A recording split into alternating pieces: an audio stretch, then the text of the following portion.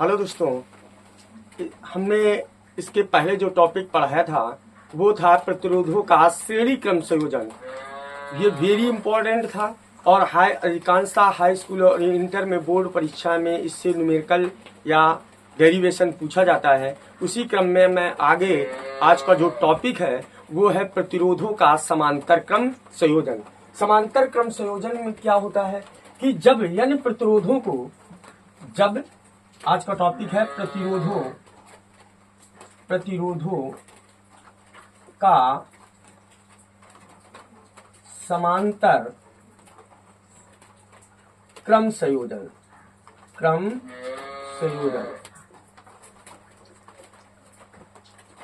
प्रतिरोधों का समांतर क्रम संयोजन। ठीक, समांतर क्रम संयोजन क्या होता है कि जब n प्रतिरोधों को हम किस क्रम में जोड़ दें, एक समांतर क्रम में जोड़े। जब हम n प्रतिरोधों को किस क्रम में जोड़े, समांतर क्रम में जोड़े। कैसे? जैसे एक प्रतिरोध ये है,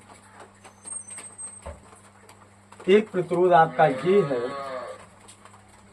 और एक प्रतिरोध आपका ये है।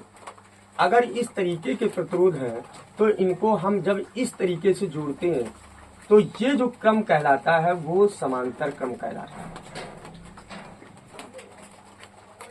ये आपका समांतर क्रम संयोजन।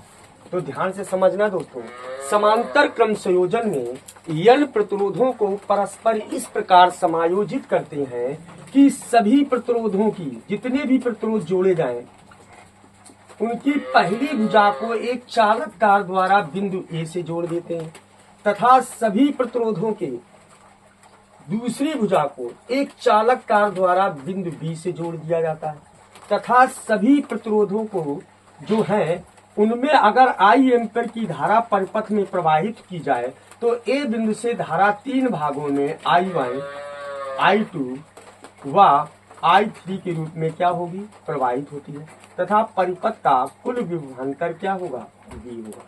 तो ये आपका क्या बन गया, फिगर बन गया। तो ध्यान से समझना दोस्तों कि प्रतिरोधों का समांतर क्रम संयोजन।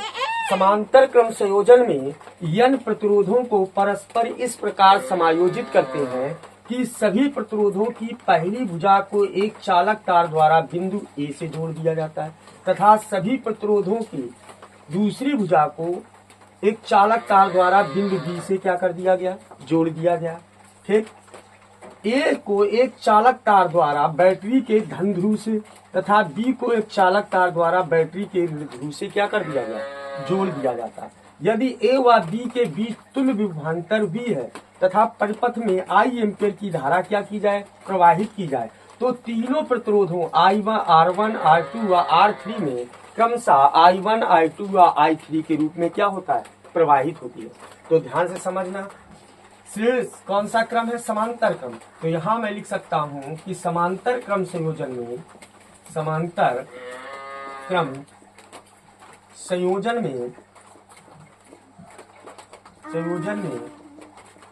प्रतिरोधों को परस्पर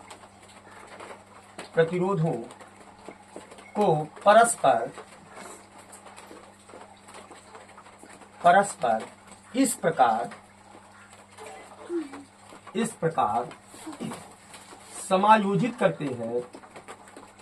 समायोजित करते हैं कि n प्रतिरोधों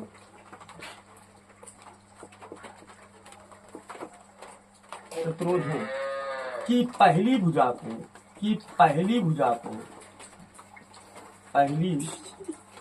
को एक चालक तार द्वारा बिंदु A से क्या कर दिया जाता है दोस्तों, जोड़ देते हैं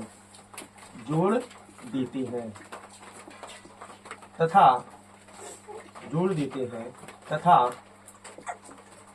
n प्रतिरोधों की दूसरी भुजा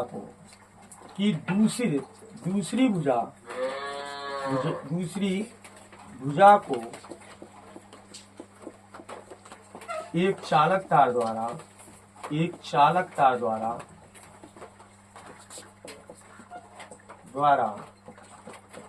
बिंदु बी से जोड़ देते हैं। बिंदु बी से क्या कर देते हैं? बी से जोड़ देते हैं तथा बिंदु बी का संबंध बैटरी के बिंदु बी का संबंध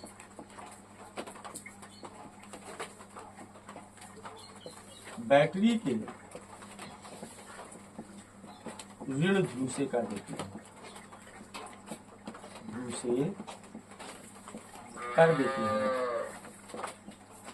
तथा ए का संबंध बैटरी के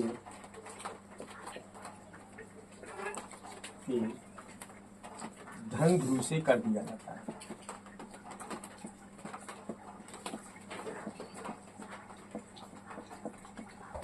इतनी बात समझ में आ गई। यदि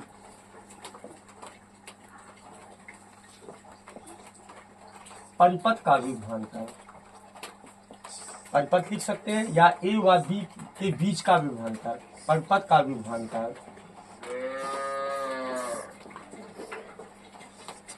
बी है तथा बैटरी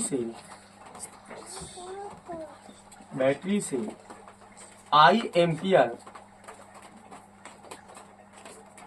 की धारा प्रवाहित की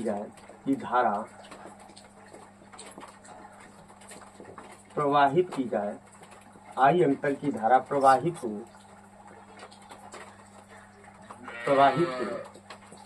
तो तीनों प्रतिरोधों में, मतलब ए बिंदु से धारा काय भागों में बढ़ जाती है? 3 भागों, क्योंकि 3 प्रतिरोध जुड़े हैं। प्रवाहित की जाए तो तीनों प्रतिरोधों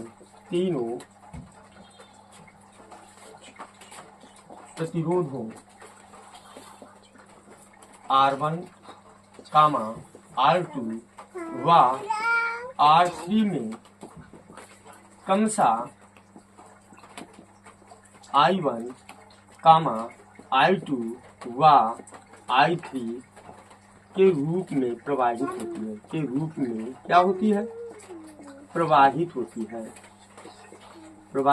होती है। इतनी बात समझ में आ गई। फिर एक बार ध्यान से समझना, श्रेणी क्रम संयोजन में और समांतर क्रम संयोजन में अंतर सिर्फ इतना है कि वो एक सीरियल में जुड़े थे और ये दूसरे के किस क्रम में जोड़े गए हैं? समांतर क्रम में। तो समांतर क्रम संयोजन में n प्रतिरोधों को परस्पर इस प्रकार समायोजित किया जाता है कि सभी प्रतिरोध, जितने भी प्रतिरोध होते हैं, सभी प्रतिरोधों की पहली भुजा को बिंदु ए से क्या कर दिया गया, जोड़ दिया गया, और सभी प्रतिरोधों के दूसरी भुजा को बिंदु बी से जोड़ दिया गया। ए का संबंध बैटरी के धन ध्रुव से कर दिया गया तथा बी का संबंध बैटरी के ऋण ध्रुव से कर दिया गया। ए व बी के बीच विभवांतर क्या है? बी है तथा परिपथ से जब आई एम्पियर की धारा प्रवाहित की जाती है तो ए बिंदु से धारा 3 भागों में बढ़ जाती है, I1, I2 व I3 में। जो तीनों प्रतिरोधों R1, R2 व R3 है, R3 में क्या हो रही है? प्रवाहित हो रही है।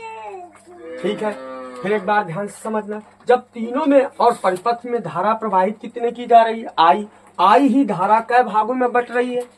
3 भागों में। तो यहाँ हो गया तथा बैटरी आई एम्पियर की धारा प्रवाहित होती जो तीनों प्रतिरोधों R1, R2 व R3 में I1, I2 व I3 के रूप में क्या होती है? प्रवाहित हो रही है।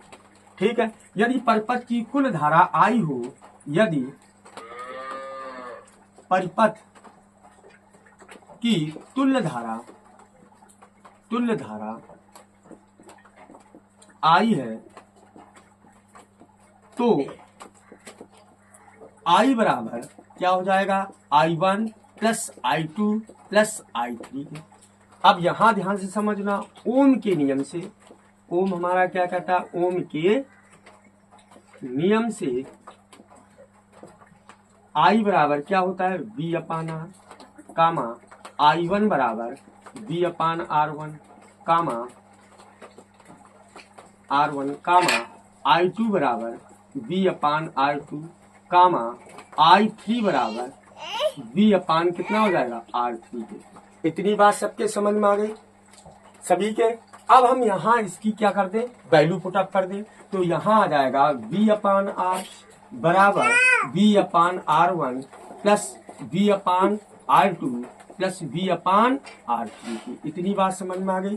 तो V/R यहाँ V कॉमन आ गया, 1/R1 plus 1/R2 plus 1/R3 के। V से V कैंसिल हो गया, तो ये आपका आ गया 1/R बराबर 1/R1 plus 1/R2 plus 1/R3 पे। और यही आपका क्या हो गया, प्रतिरोधों का समांतर क्रम संयोजन के लिए सूत्र निकल के आ गया।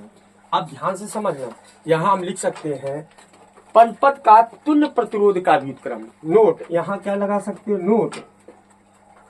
नोट में क्या लिख सकते हैं, परिपथ के तुल्य प्रतिरोध का व्युत्क्रम, तुल्य प्रतिरोध का व्युत्क्रम, प्रतिरोध या कुल प्रतिरोध, कुल या तुल्य प्रतिरोध का व्युत्क्रम, व्युत्क्रम उनके अलग अलग प्रतिरोधों के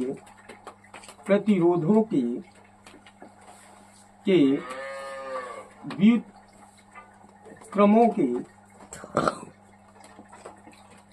या प्रतिरोधों के व्युत्क्रम के योग के बराबर होता है, योग के बराबर होता है। ये आपको अगर इस तरीके का आप लिखेंगे यूपी बोर्ड में, तो उम्मीद है आपको बहुत अच्छे नंबर मिलेंगे। और यूपी बोर्ड से इससे न्यूमेरिकल भी पूछे जाते हैं। ये हाई स्कूल, इंटर, अन्य परीक्षाओं के लिए भी वेरी इंपॉर्टेंट टॉपिक है। दोस्तों, अगर मेरी क्लास आपको अच्छी लगी हो तो मेरे चैनल को लाइक करिए, सब्सक्राइब करिए। दोस्तों, धन्यवाद।